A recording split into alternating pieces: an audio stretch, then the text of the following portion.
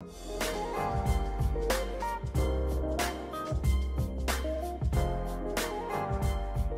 I want to jump right into the video, but before we do, welcome. My name is Wayna. I make videos on home decor, but more importantly, rental-friendly home decor. And if that is something that you're interested in, do me a favor, hit the subscribe button and the bell notification so you'll see all the videos that I create. Alright, so let's talk about this peel and stick marble vinyl tile. I think it's safe to say that you guys did like this video. It did very well, and for the most part, I think that it is definitely a game changer. So in this video, I'm going to show you guys what the flooring looks like, and I originally laid the floor down in the middle of July, and it is currently the middle of November, so it's been a nice little minute, so you'll be able to see exactly how it held up.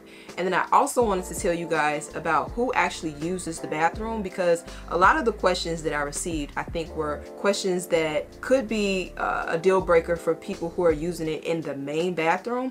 But this is a bathroom that me and my significant other use and nobody else. We're both cautious and we clean up behind ourselves, so it's not like it's a bathroom where our guests are going to be using, and it's not a bathroom that we bathe small children in. It's mainly just him and I, and we do a good job of, you know, not getting a bunch of water on the floor and stuff like that. So I wanted to make sure that I kind of explain who was using the bathroom, because that will make a difference when it comes to making a decision as to if you want to use this flooring or not. Okay, so the peel and stick tile that I used was from Home Depot, and I ended up buying 2 boxes just because the floor in that bathroom is a little bit bigger. But I bought 2 boxes and I used it up the side of the baseboard, because the way that the flooring is made, it has the tile going up the floor, and they used it as a baseboard also, so I covered that as well. But you could probably get away with 1 box if you have a small bathroom. So for $48, $50 something with taxes, it really made a big difference in the space. And the first question that I got was about how many boxes I've used. And again, I used 2 boxes, which totaled about $50 plus taxes. Okay, so now along with the questions came a lot of comments. One person said, try using poster board next time instead of using plastic. And I have used poster board before. I actually used it in this room because I have the vinyl wood plank flooring down, and I felt like that was a good alternative for this room because it acts as kind of like a barrier as well as like cushion. But I wouldn't use a subfloor in a rental space. I wouldn't use a poster board for the bathroom. And the reason I wouldn't is because in the event that water does get underneath the flooring, that poster board is just going to start tearing up.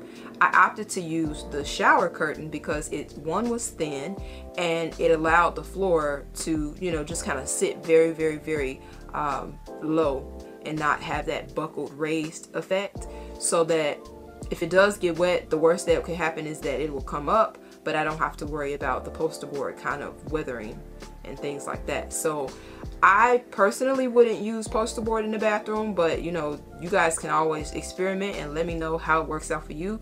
But I haven't had any issues with the plastic. I don't see it. It's been a very good decision for me. The next question was from Miss Kitty Cat that says, she says, will the floor move because the shower curtain underneath it? No, I haven't had any movement whatsoever. When I put the floor down, I started literally at the bathtub because I wanted to make sure that it was almost like a puzzle, almost like Tetris, like it has to click and fit. So I think that if you don't do that and you leave some gaps, then you will run into the issue of the floor moving because there's room for the floor to move. But I literally made sure that I put everything down so that there was no spaces whatsoever and everything was like locked tight. So by doing that, I haven't had any issues. It hasn't moved, and you'll be able to see it when I show you guys the flooring. And then when it comes to installation, someone else said that they would simply just leave the backing of the paper on the tile itself and then just kind of remove the edges and stick it down. I thought that that would work too, but then I was like, what if one pops up? When I laid the flooring down on top of the plastic, it was so tacky, I just didn't see it coming up. And if it did come up, all of them would come up. So that's an option if you guys want to try that out. But again, the Dollar Tree sells the shower shower curtains for $1, so that's why I went with that, but that is still a good idea. And then the next comment about this peel and stick tile was that you can use a contour gauge to kind of like fit around the toilet and things like that. Well, I just want to let you guys know I do have one of those, and for me it doesn't make the job easier, at least right now. Maybe I have to keep playing with it, and maybe I need to buy it in a bigger size. So what I find is that moving the paper from the back of the tile, it actually allows me to manipulate it a little bit more, and then I just literally put it back on the tile and I cut it.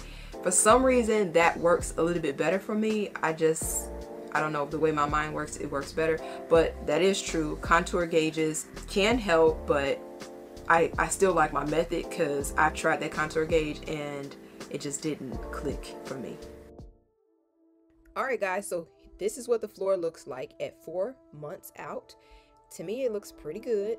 The only flaw that you see is in this corner, but that was like that when I laid the floor down. For some reason that tile did not want to cooperate with the others.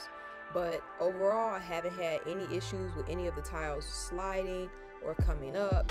That stuff is stuck down, and I don't know if you guys can tell, but I went ahead and caulked around the floor, and it just made it look a lot more polished and finished like it was a professional installed floor. So that would be my tip, to do the same for your floor because it just looks a lot better.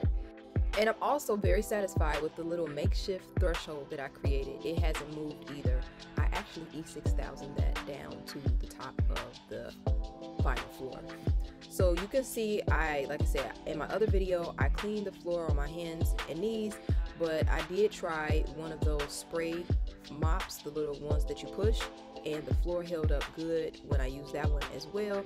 So overall, I would recommend this flooring. It definitely changed the bathroom. Alright guys, so as always, thank you for watching this video, and don't forget, be you, be beautiful, be chic on a budget, like this chic floor that I put down that is so fabulous. And I will see you guys on the next upload. Bye guys.